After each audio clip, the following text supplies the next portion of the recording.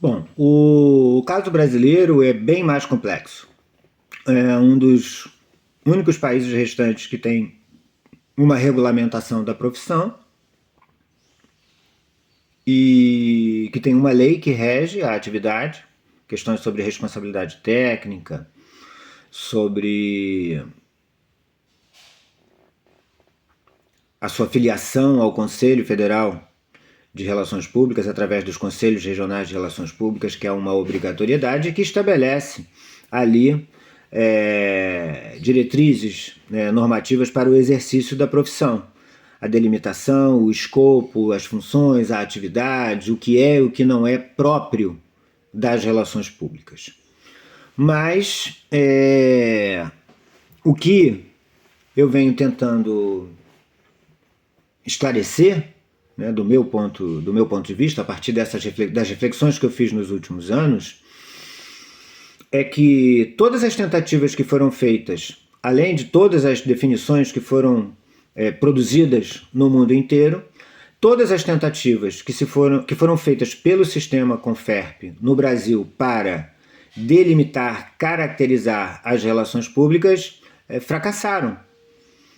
Seja porque eram excessivamente genéricas, como a própria lei, ou excessivamente amplas, excessivamente detalhadas, com a pretensão de estabelecer nos mínimos detalhes o que é e o que não é próprio das relações públicas. E isso inclui algumas das atividades que eu já enumerei, de comunicação interna, de assessoria de imprensa, de produção de publicações próprias e de representatividade, né, junto ao público. Elas não foram capazes de produzir consenso.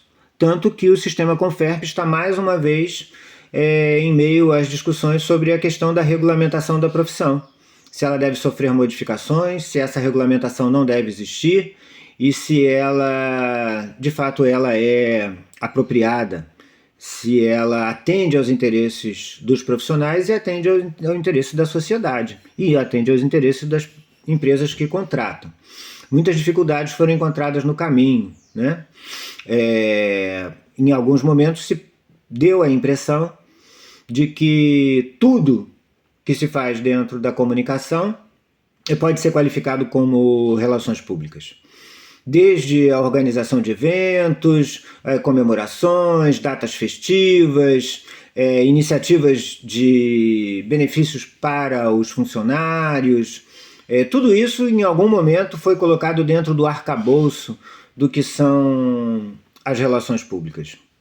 Desde a assessoria de imprensa às mínimas atividades que se relacionam de alguma forma com o bem-estar e a visão que os trabalhadores têm daquela própria empresa e a visão que os consumidores, que o público em geral tem a respeito daquela organização.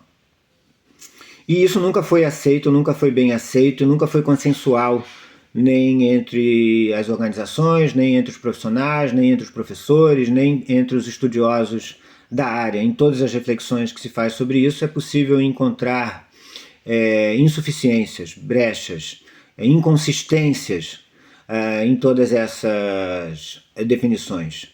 É por sua generalidade ou por sua excessiva especialidade.